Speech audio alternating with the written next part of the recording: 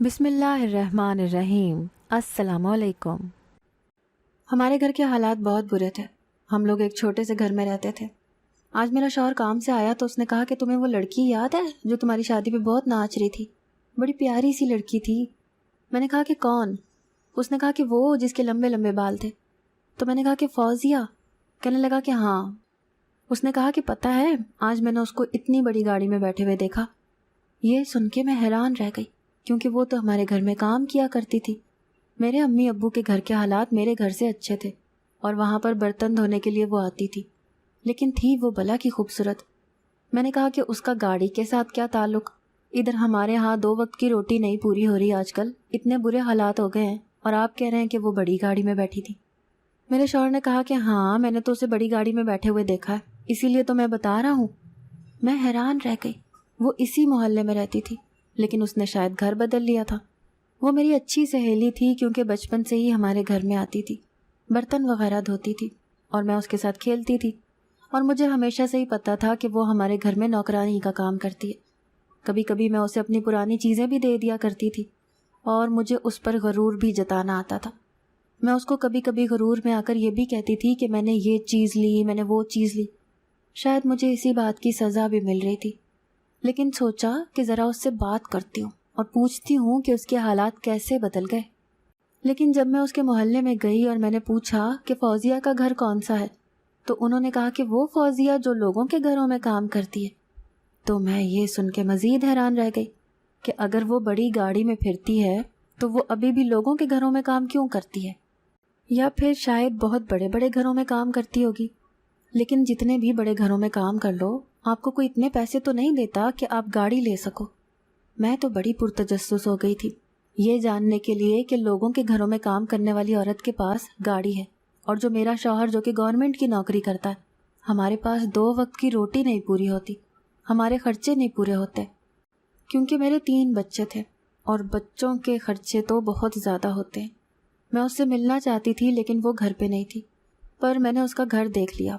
जिस औरत से मैंने उसके बारे में पूछा था, उसने मुझे कहा कि वो तो बड़ी अजीब लड़की है, आपकी क्या लगती है, क्या आप उसके रिश्तेदार हैं?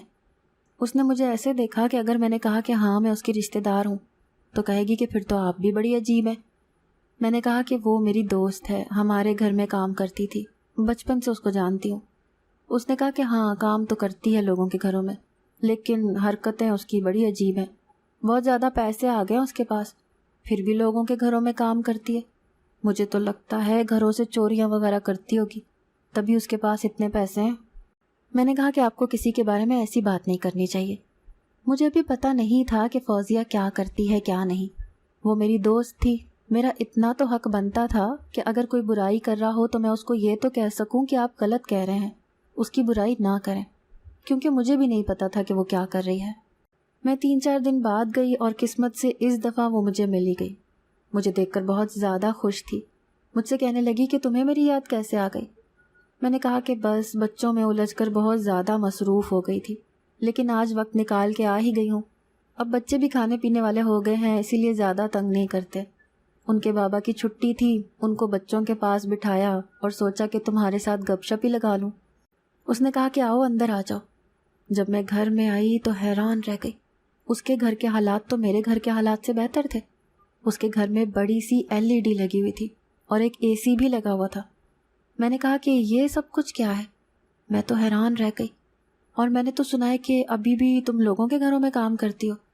मैं अल्फाज का चुनाव बहुत ही एहतियात से कर रही थी कि कहीं मेरे मुंह से कोई ऐसी बात ना निकल जाए कि उसे बुरा लग जाए कि तुम तो नौकरानी हो, तुम तो लोगों के घरों में बर्तन धोती हो।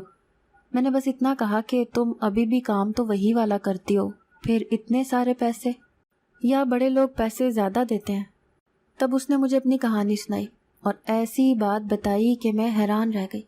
उसने मुझे कहा कि मैं एक ही घर में काम करती हूँ और अपनी तनख्वाह से ही मैंने ये सब कुछ लिया है।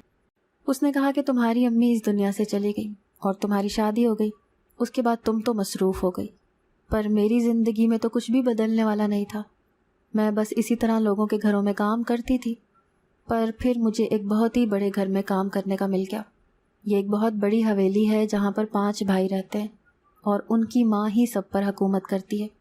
उसी ने अपने बेटों की शादियाँ भी करवाई हैं और अपनी मर्ज़ी से करवाई हैं, اور سب سے عجیب بات تو یہ ہے کہ پانچوں کے پانچوں بھائیوں کے ہاں ابھی تک اولاد نہیں ہے، کیونکہ ان کی ماں نے ان کی شادیاں ان کی کزنوں کے ساتھ کروائی ہیں، یعنی کہ خاندان میں ہی۔ تم کبھی ان کی بیویوں کو دیکھو تو حیران رہ جاؤ گی، لڑکے سارے کے سارے ہی اچھی شکل و صورت کے ہیں، اور بیویاں ایسی کہ دیکھ کے دل ہی نہ کرے کہ ان سے بات بھی کی جائے۔ میں نے کہا کہ ایسا بھی ہوتا ہے؟ اس نے کہا کہ ہاں بالکل، جب ضد اور انا میں رشتے کروائے جاتے ہیں تو ایسا ہی ہوتا ہے۔ وہ ساری لڑکیاں ان کی ماں کے خاندان کی ہیں اور اپنی مرضی سے لے کر آئی ہے، وہ اپنی بہنوں کی بیٹیوں کو اور اپنے بھائیوں کی بیٹیوں کو۔ نہ وہ کسی کام کی ہیں، نہ کسی کو کھانا بنانا آتا ہے، نہ کسی کے اندر کوئی عقل ہے۔ پڑھائی سب نے کی ہوئی ہے، ڈگری سب کے پاس ہے، لیکن آتا جاتا کچھ نہیں ہے۔ میں نے کہا کہ کیا وہ لوگ تمہیں زیادہ پیسے دیتے ہیں؟ اس نے کہا کہ ہاں، وہ لوگ مجھے 20,000 مہینہ دیتے ہیں، کیونکہ ان کا گھر بہت بڑا ہے، بہت زیادہ کام ہوتے ہیں، اور نوکرانی آج کل ملتی نہیں ہے۔ میں نے کہا کہ 20,000 مہینہ کمانے والی ہو، پھر اتنا کچھ کیسے کر لیا؟ مجھے ابھی بھی سمجھ نہیں آ رہی تھی۔ اس نے کہا کہ کیوں، میرا راز جاننے کے لیے آئی ہو؟ میں نے کہا کہ ہاں، مجھے بھی تو بتاؤ۔ میں نے اس کو بتایا کہ میرا شوہر سرکاری نوکری کرتا ہے، زیادہ اچھے اسکیل پر نہیں ہے، لیکن گورنمنٹ کی نوکری میں پھر بھی فائدے تو ہوتے ہیں، لیکن ہمارا گھر ٹھیک سے نہیں چلتا، کھینچ تان کے گزارا کرنا پڑتا ہے، بہت مشکل ہو جاتی ہے۔ بچوں کے پیمپر ہی پورے نہیں ہوتے ہیں، پہلے پیکٹ لیتے تھے، اب کھلے پیمپر لینے پر آ گئے ہیں۔ کبھی کوئی چیز ختم ہو جاتی ہے تو کبھی کوئی چیز ختم ہو جاتی ہے، کوئی خوشی نہیں رہی زندگی میں، دل کو کوئی سکون نہیں ہے۔ اس نے کہا کہ جب تم یہاں سے جاؤ گی نا تو تمہارے دل کو سکون آ جائے گا۔ میں نے کہا کہ کیا مطلب، میں سمجھی نہیں۔ اس نے کہا کہ بعد میں سمجھا دوں گی، پہلے ادھر آؤ، میں تمہیں ایک چیز دکھاتی ہوں۔ وہ مجھے ایک کمرے میں لے گئی، شاید اس کا بیڈ روم تھا، اس کے اندر بھی اچھا خاصا فرنیچر پڑا ہوا تھا۔ ادھر ایک الگ سے LED لگی ہوئی تھی اور AC بھی کمرے میں لگایا گیا تھا۔ آس پاس ڈیکوریشن کی چیزیں بھی پڑی ہوئی تھیں، ایسی ایسی چیزیں پڑی تھیں جن کے بغیر انسان مرتا نہیں ہے، لیکن اس نے یہ چیزیں رکھی ہوئی تھیں، شاید اس کو ایسی چیزوں کا شوق تھا۔ اور اتنا زیادہ میک اپ کہ میں تو حیران رہ گئی۔ ابھی بھی اس نے میک اپ کیا ہوا تھا اور وہ بہت زیادہ خوبصورت بھی لگ رہی تھی۔ میری شادی کو 7 سال ہو گئے، 7 سال میں میرے 3 بچے پیدا ہو گئے، لیکن اس کو 7 سال بعد دیکھنے کے بعد بھی ایسا لگ رہا تھا کہ وہ پہلے جیسی ہی ہے، کیونکہ جب عورت بچے پیدا کرتی ہے تبھی خراب ہوتی ہے، جو عورت بچے پیدا نہیں کرتی وہ قدرے بہتر ہی رہ جاتی ہے، چاہے اس کی عمر جتنی بھی زیادہ ہو جائے۔ وہ ایک فوٹو فریم اٹھا کے لائی اور اس نے مجھے کہا کہ ذرا اس فوٹو فریم کو دیکھو، پھر میں تمہیں باقی کی بات بتاؤں گی۔ جب میں نے فوٹو فریم کو دیکھا تو میرے قدموں تلے سے زمین نکل گئی۔ جب میں نے پہلی تصویر دیکھی تو میں خوش ہوئی۔ اس میں یہ لڑکی دلہن بنی ہوئی تھی اور اس کے ساتھ ایک لڑکا کھڑا ہوا تھا جس کی شکل کچھ زیادہ اچھی نہیں تھی۔ میں نے کہا کہ اچھا، تمہاری شادی بھی ہو گئی ہے، لگتا ہے تمہارا شوہر باہر ہوتا ہے یا کوئی اس طرح کا کام کرتا ہوگا۔ میں نے یہی سوچا، لیکن جب میں نے تصویر پلٹی تو میرے قدموں تلے سے زمین نکل گئی۔ دوسری تصویر میں بھی یہی لڑکی کھڑی تھی، لیکن اس کے ساتھ جو شوہر کھڑا تھا وہ کوئی اور تھا۔ اسی طرح جب اگلی تصویر پلٹی تو آگے بھی یہی صورتحال تھی۔ 5 تصویروں میں وہ 5 الگ الگ لوگوں کے ساتھ دلہن بن کے کھڑی تھی۔ میں نے کہا کہ یہ سب کچھ کیا ہے؟ میں بری طرح سے حیران رہ گئی، جبکہ میری دوست ہنس رہی تھی۔ میں نے کہا کہ تم ہنس رہی ہو؟ مجھے تو یہ سمجھ نہیں آ رہی کہ میں ہنسوں کہ تم سے سوال کروں، کیا کروں؟ یہ کیسے ہو سکتا ہے؟ تم ایک ساتھ 5 لوگوں سے کیسے شادی کر سکتی ہو؟ اس نے کہا کہ میں ضرورت سے زیادہ چالاک ہوں، اور دنیا میں 2 ہی طرح کے لوگ کامیاب ہوتے ہیں، جو خاندانی امیر ہوتے ہیں یا پھر جو اپنی چالاکی سے پیسہ کما لیتے ہیں۔ میں نے کہا کہ مجھے کچھ سمجھ نہیں آ رہا، جلدی جلدی مجھے سب کچھ بتاؤ نا کہ میں سمجھ سکوں کہ یہ سب کچھ کیا ہے۔ اس نے ایک ہی وقت میں 5 لوگوں سے شادی کیسے کی ہوئی تھی؟ ایسا تو ہو ہی نہیں سکتا تھا۔ مرد کو 4 شادیوں کی اجازت ہے، لیکن عورت 5 مردوں سے شادی نہیں کر سکتی، یہ نہیں ہو سکتا۔ لیکن فوزیہ نے مزید سسپینس کریٹ کرنے کی قسم کھا لی تھی۔ اس نے کہا کہ ارے تم اتنے دنوں بعد آئی ہو، تم یہیں بیٹھو، میں تمہارے لیے کچھ لے کر آتی ہوں، پھر کھاتے کھاتے باتیں کریں گے۔ میں نے کہا کہ نہیں، مجھے پہلے بتاؤ، میرے تو پیٹ میں درد ہو رہا ہے۔ اس بات پر وہ ہنسنے لگی اور کچن میں چلی گئی۔ تھوڑی دیر کے بعد واپس آئی تو جو سامان وہ لے کر آئی تھی وہ دیکھ کر میں حیران رہ گئی۔ چائے کے دیگر لوازمات بھی لائی تھی، پیزا، شامی کباب، برگر، بسکٹ اور رول بھی۔ اس نے کہا کہ جی بھر کر کھاؤ اور کھاتے کھاتے میں تمہیں بتاتی ہوں۔ میں نے کہا کہ ٹھیک ہے۔ میں نے بھی کھانا شروع کیا اور اس کی طرف متوجہ ہو گئی۔ تب اس نے مجھے بتایا کہ یہ جو 5 مرد تم دیکھ رہی ہو نا، میں نے ان کے ساتھ واقعی شادی کر رکھی ہے، اور اس بات کو ابھی صرف 2 مہینے ہوئے ہیں۔ ان کی بیویوں کو اس بارے میں بالکل بھی نہیں پتہ ہے، اور ان کو آپس میں بھی اس بات کا نہیں پتہ ہے کہ میں نے ان سب کے ساتھ شادی کی ہوئی ہے۔ یہ سمجھتے ہیں کہ صرف میں ہی ان کی بیوی ہوں۔ ان کو ان کی بیوی سے بچے نہیں مل رہے ہیں، اور انہوں نے میرے ساتھ شادی بچے پیدا کرنے کے لیے کی ہے۔ میں نے ان کو بڑی مشکل سے پٹایا ہے۔ تمہیں تو پتہ ہے شکل و صورت کی میں خوبصورت ہوں، لیکن یہ لوگ اپنی بیویوں سے بہت زیادہ ڈرتے تھے، اور پھر کرتے کراتے مجھے ان سب کو اس پوائنٹ پر لانے کے لیے بہت ہی زیادہ محنت کرنی پڑی۔ اتنی محنت کہ تم سوچ بھی نہیں سکتی ہو۔ کوئی حسن پرست تھا تو اسے حسن کے جال میں پھنسایا، کسی کو بچوں کا زیادہ شوق تھا تو اس کو بچوں کے حوالے سے چیزیں دکھا دکھا کر بتا بتا کر سمجھایا کہ بچوں سے تو زندگی ہوتی ہے، بچوں کے بغیر کیا ہوتا ہے۔ جو حسن پرست تھا اس کے سامنے تیار ہو کے پھرتی تھی۔ اسی طرح ایک انسان سمجھدار تھا، اس نے کہا کہ شادی ہو جائے گی تو بچہ ہو جائے گا، میں بچہ لے کے تمہیں طلاق دے دوں گا اور بچے کو میری بیوی پالے گی۔ میں نے کہا کہ ٹھیک ہے، مجھے منظور ہے۔ دوسرے کو ویسے ہی شادی کرنے کا شوق تھا، اور جو سب سے چھوٹا تھا وہ میرے عشق میں ویسے ہی پاگل ہو گیا۔ میں نے ان 5 بھائیوں کے ساتھ نکاح کر لیا، اور وہ ایک کانٹریکٹ میرج ہے کہ جب بچے پیدا ہو جائیں گے تو اس کے بعد یہ نکاح ختم ہو جائے گا۔ صرف ایک ایسا ہے جو کہتا ہے کہ میں تمہارے ساتھ ہی رہنا چاہتا ہوں، اور وہ سب سے چھوٹے والا ہے۔ میں نے کہا کہ 1 منٹ رک جاؤ، تم ایسے کیسے کر سکتی ہو؟ ایسا تو ہو ہی نہیں سکتا ہے۔ ایک عورت کبھی بھی 5 مردوں سے شادی نہیں کر سکتی ہے۔ اس نے کہا کہ مجھے پتہ ہے۔ میں نے کہا کہ ان کو پتہ نہیں چلے گا؟ اور تم کیا کرو گی اپنی زندگی میں؟ کیا تم کسی غلط راستے پر چلو گی؟ اس نے کہا کہ نہیں، میں کسی غلط راستے پہ نہیں چل رہی ہوں، تم میری پوری بات سنو گی تو تمہیں پتہ چل جائے گا۔ میں سوچنے لگی کہ پوری بات کیا ہو سکتی ہے، اس بات کا کیا جواز ہو سکتا ہے۔ یہ عورت جو کچھ بھی کر رہی ہے وہ پوری طرح سے غلط تھا، اور کسی بھی طرح سے ٹھیک نہیں ہو سکتا تھا۔ آخر یہ کیا کرنے والی تھی؟ اس سے پہلے کہ وہ مجھے پوری بات بتاتی، اس کو کسی کی کال آ گئی اور وہ باتوں میں مصروف ہو گئی۔ اس نے کال سننے میں پورے 45 منٹ لگا دیے۔ میں نے گھر واپس بھی جانا تھا۔ جب وہ آئی تو میں نے کہا کہ مجھے تو جانا ہوگا۔ اس نے کہا کہ پوری بات نہیں سنو گی؟ میں نے کہا کہ میرا شوہر غصہ کرے گا، میرے بچے اس کو تنگ کر رہے ہوں گے، اب مجھے جانا چاہیے، میں پھر سے آؤں گی۔ اس نے کہا کہ چلو جب تم دوبارہ آؤگی تو تمہارے ساتھ بہت اچھا معاملہ ہو جائے گا۔ میں نے کہا کہ تمہاری اس بات سے کیا مطلب ہے؟ دیکھو مجھے جھوٹی امید نہ دینا، مجھے پتا ہے کہ میں نے تمہیں بہت زیادہ تنگ کیا ہے، بہت برا کیا ہے تمہارے ساتھ، لیکن میرے ساتھ بھی برا ہو رہا ہے، زندگی بڑی مشکل ہو گئی ہے یار۔ اس نے کہا کہ نہیں، مجھے تم سے کوئی مسئلہ نہیں ہے، میں نے تمہیں معاف کر دیا، اور تمہاری زندگی بالکل بھی بری نہیں ہوگی، سب کچھ ٹھیک ہو جائے گا۔ میں گھر آئی تو میں نے اپنے شوہر کو یہ سب کچھ بتا دیا، اور یہی میری سب سے بڑی غلطی تھی، مجھے اس کو نہیں بتانا چاہیے تھا۔ اس نے کہا کہ ایسی سہیلی ہے تمہاری، اور تم اس کے گھر دوبارہ بالکل بھی نہیں جاؤ گی، پتہ نہیں کل کو کچھ الٹا سیدھا ہو جائے گا تو ساتھ میں تمہیں بھی پکڑ لیں گے، ایسی بھی عورتیں ہوتی ہیں دنیا میں۔ میں تو کہتا ہوں کہ جا کے ان لوگوں کو بتا دو کہ ان کے سارے بیٹوں کو پاگل بنا کے پھر رہی ہے۔ میرا شوہر تو بہت ہی زیادہ غصہ ہو گیا۔ مجھے میری ماں نے کہا تھا کہ اپنے شوہر کو کبھی بھی اپنے جاننے والوں کے بارے میں بری باتیں نہ بتانا، نہیں تو تم شاید ان کو معاف کر دو لیکن تمہارا شوہر ہمیشہ تمہیں انہی لوگوں کے طعنے دیتا رہے گا۔ آج مجھے میری ماں کی یہ بات سمجھ آ رہی تھی، مجھے نہیں بتانا چاہیے تھا۔ میں نے کہا کہ نہیں، کوئی ضرورت نہیں، ہمیں کیا کسی کے معاملے میں بولنے کی ضرورت ہے، بس میں دوبارہ جاؤں گی نہیں۔ میرے شوہر نے کہا کہ ہاں ٹھیک ہے، بس گھر سنبھالو، بچے سنبھالو۔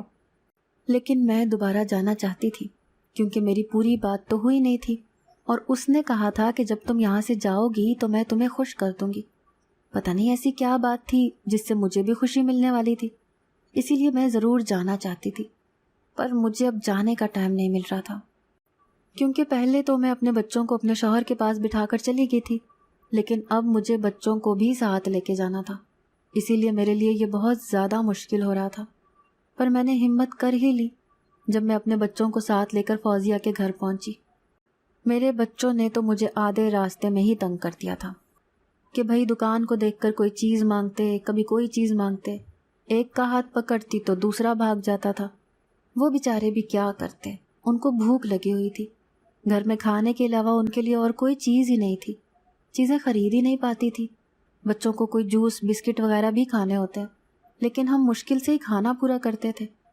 جب میں اس کے گھر کے پاس پہنچی تو مجھے سامنے والی عورت نے کہا کہ وہ تو گھر پر نہیں ہے، وہ تو کہیں چلی گئی ہے اور اپنا کچھ سامان بھی لے کر گئی ہے۔ میں نے کہا کہ اچھا، مجھے بڑا افسوس ہوا کہ میں اتنی مشکل سے یہاں آنے کا تردد کیا اور وہ یہاں پر ہے ہی نہیں۔ تھوڑی دیر کے بعد اس عورت نے مجھے کہا کہ آپ کے لیے ایک کاغذ چھوڑ گئی ہے۔ میں نے وہ پیکٹ لے لیا، شاید اس میں اس نے کچھ لکھا ہوا تھا۔ میں گھر چلی گئی۔ جب میں نے کھولا تو اس کے اندر اس کا نمبر تھا اور کوئی بھی بات نہیں تھی۔ میں نے اس نمبر پر کال کی تو اس نے کہا کہ میں نے تو تمہارے لیے 1 ہفتے سے یہ پیکٹ چھوڑا ہوا تھا، کیونکہ مجھے پتا تھا کہ تم آؤ گی، لیکن تم نے بڑی دیر سے کال کی۔ میں نے کہا کہ یار مجھے آنے کا ٹائم ہی نہیں ملا، تم کہاں چلی گئی؟ اس نے کہا کہ میں وہیں چلی گئی ہوں جہاں میں جانا چاہتی تھی، میں کبھی واپس نہیں آؤں گی، لیکن تم میرے گھر جاؤ اور میرے گھر کے سائڈ پر ایک چھوٹی سی اینٹ ہے جس کے اوپر کلر ہوا ہے، اس اینٹ کو ہٹاؤ تو تمہیں گھر کی چابی مل جائے گی۔ وہ سارا گھر بھی اور اس گھر کی ہر ایک چیز بھی سب تمہارا ہے۔ میں یہ سن کے حیران رہ گئی۔ میں نے کہا کہ کیا کہہ رہی ہو؟ اس نے کہا کہ ہاں، تم میری دوست ہو، تم میری واحد دوست ہو، اسی لیے میں تمہارے لیے یہ سب کچھ کر رہی ہوں، کیونکہ اب میں وہاں پر نہیں رہ سکتی۔ میں نے کہا کہ یہ مذاق ہے۔ میں نے اپنے شوہر کو بتایا، اس نے مجھے خوب ساری باتیں سنائی۔ اس نے کہا کہ تمہاری بہن تمہیں پاگل بنا رہی ہے، تم وہاں جاؤ گی تو وہاں کچھ لوگ بیٹھے ہوں گے، وہ تمہیں اغوا کر لیں گے، تمہارے بچوں کو بھی لے لیں گے، میں تمہیں وہاں پر نہیں جانے دوں گا۔ میرے شوہر نے تو مجھے 2 دن وہاں جانے ہی نہ دیا، لیکن میں پھر خود ہی وہاں پر چلی گئی، کیونکہ میرا دل کہہ رہا تھا کہ کچھ اچھا ہونے والا ہے۔ جب میں وہاں گئی، میں نے اینٹ اٹھائی تو اس کے نیچے واقعی چابی تھی۔ میں نے گھر کو کھولا تو گھر میں سامان بھی موجود تھا، صرف اس کا اپنا سامان نہیں تھا، جیسے کہ اس کے کپڑے، جوتے وغیرہ۔ باقی اے سی، بیڈ، ٹی وی سب کچھ وہیں کا وہیں لگا تھا۔ تھوڑی دیر کے بعد جب میں بیڈ روم میں گئی تو وہاں پر سارا کا سارا سامان موجود تھا۔ میری دوست نے کہا تھا کہ یہ گھر اب تمہارا ہے، اور چابی بھی میرے پاس تھی، جبکہ محلے والوں کے لیے تو وہ یہاں سے جا چکی تھی۔ میں نے اپنے شوہر کو بھی بلا لیا اور دوبارہ سے فون ملایا۔ تب مجھے فوزیہ نے ایسی بات بتائی کہ میرے تو قدموں سے زمین نکل گئی۔ میں حیران رہ گئی۔ میں نے کہا کہ ایسا کیسے ہو سکتا ہے؟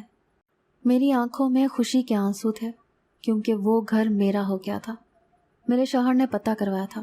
اس نے کہا کہ یہ لوگ تو جو یہاں پر رہتے تھے وہ چلے گئے ہیں، اور یہ گھر بھی ان کا اپنا ہی تھا، اور وہ گھر اب میرا تھا، کیونکہ جب میں بیڈ روم میں داخل ہوئی تو وہاں پر صرف چیزیں ہی نہیں بلکہ بستر پر اس گھر کی رجسٹری کے کاغذ بھی پڑے تھے، اور یہ گھر میرے نام ہو چکا تھا۔ میرا شوہر اس قدر حیران رہ گیا کہ اس کی تو زبان بند ہو گئی۔ اس نے فوزیہ کو بہت برا بھلا کہا تھا، بہت باتیں سنائی تھی۔ اس نے کہا تھا کہ یہ تمہاری دوست تمہیں بیچ کے آ جائے گی، تمہیں پتہ بھی نہیں چلے گا، یہ بد کردار لڑکی ہے۔ لیکن اب اس کا سر جھکا ہوا تھا اور میری آنکھوں میں خوشی کے آنسو تھے۔ ہم لوگ تو کرائے کے گھر میں رہتے تھے اور ہمارے گھر میں سوائے بیڈ اور بسترے کے اور کچھ بھی نہیں تھا، لیکن یہاں پر مجھے سب کچھ مل گیا تھا۔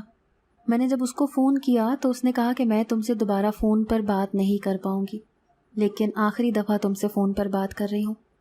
اس نے کہا کہ میں نے ان 5 بھائیوں سے نکاح کر رکھا تھا، وہ اپنی بیویوں سے بہت ڈرتے تھے، اسی لیے تو ان سے نکاح کرنے میں مجھے اتنا وقت لگا، لیکن اصل میں میرا کسی کے ساتھ بھی نکاح نہیں ہوا تھا، وہ سب کچھ جھوٹ تھا، میں نے ان کے ساتھ جھوٹ بولا تھا، اور وہ تصویریں بنوانے کے لیے میں نے یہ سب کچھ کیا تھا۔ اس کے بعد میں نے ان کو کہا کہ ہم لوگ شادی کے کچھ عرصے کے بعد دور ہی رہیں گے، کیونکہ میں نے ایک منت مانگی ہے جس کے تحت ہم لوگ ایک دوسرے کے ساتھ نہیں رہ سکتے، اور 3 مہینے کی منت ہے۔ وہ لوگ اس بات پر بھی راضی ہو گئے اور سب کچھ اسی طرح چل رہا تھا۔ میں نے ان کا اعتماد جیتا، ان کے ساتھ مزید تصویریں بنوائی، وائس ریکارڈنگ کر لی جس میں وہ مجھے میری بیوی، میری جان، پتہ نہیں کیا کچھ کہہ رہے تھے۔ میں نے سارے ثبوت اکٹھے کر لیے۔ میں ثبوت ہی تو اکٹھے کر رہی تھی۔ وہ لوگ بہت امیر تھے، پیسوں سے لت پت تھے۔ جب میرے پاس ان کے خلاف بہت سارے ثبوت آ گئے تو میں نے ان کو کہا کہ میں ان کی بیوی کو بتا دوں گی کہ تم نے میرے ساتھ شادی کر رکھی ہے، اور تمہاری ماں کو بھی پتہ چل جائے گا۔ وہ بیوی سے زیادہ تو اپنی ماں سے ڈرتے تھے، کیونکہ ان کی بیویاں ان کی ماں کی سگی رشتہ داریں تھیں۔ وہ بہت بری طرح سے تھر تھر کانپنے لگے۔ میں نے ان کو یہ بھی بتا دیا کہ ہمارا کوئی بھی نکاح نہیں ہوا ہے، لیکن یہ ثابت کرنے کے لیے تمہاری آدھی زندگی گزر جائے گی، اور اتنی دیر میں تمہاری بیوی اور تمہاری ماں تم سے بدزن ہو جائیں گی۔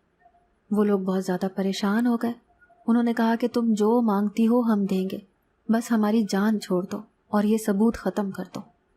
میں نے منہ مانگی قیمت لی، وہ بھی سارے بھائیوں سے۔ میرے پاس اتنے پیسے ہیں کہ میں تمہیں بتا نہیں سکتی، کیونکہ یہ لوگ تو خاندانی جدی پشتی امیر تھے، اور 5 بھائیوں سے میں نے 50-50 لاکھ روپے نکلوائے ہیں۔ میرے پاس بہت زیادہ دولت ہے۔ مجھے اب اس گھر کی ضرورت نہیں ہے، وہ گھر چھوٹا سا ہے، کوئی اتنا بڑا بھی نہیں ہے، اسی لیے میں تمہارے حوالے کر کے جا رہی ہوں۔ تمہارا حال دیکھا تھا میں نے، تم بہت خوبصورت تھی، بہت اچھی ہوتی تھی، لیکن شادی کے بعد تمہاری حالت عجیب سی ہو گئی ہے۔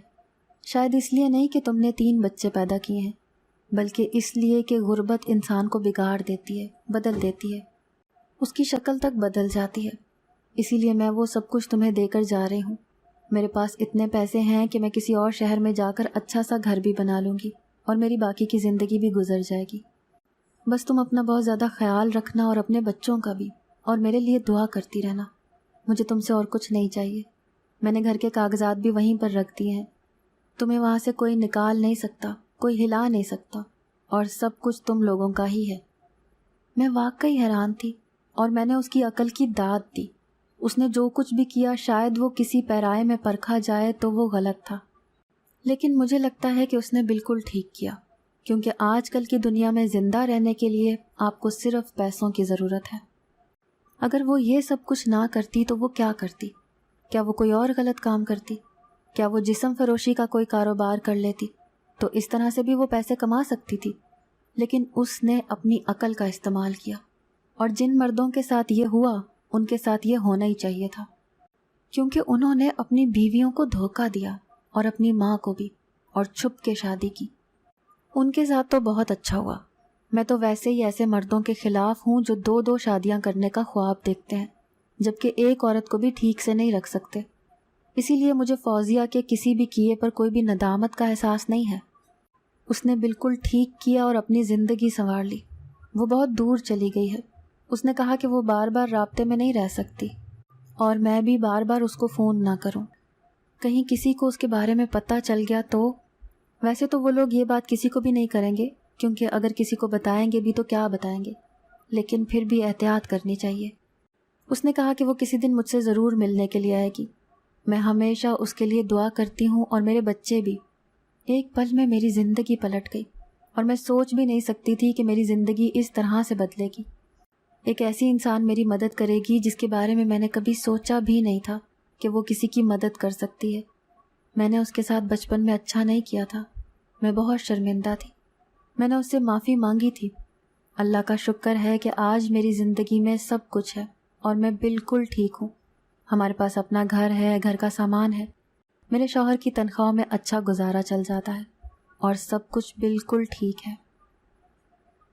اگر آپ کو آج کی ہماری کہانی پسند آئی ہے تو اسے لائک کیجیے اور اپنے پیاروں کے ساتھ شیئر کیجیے، اور ہاں، اگر ابھی تک آپ نے ہمارا چینل سبسکرائب نہیں کیا تو ضرور کیجیے۔ ملتے ہیں کل ایک نئی اور دلچسپ کہانی کے ساتھ، تب تک کے لیے اللہ حافظ۔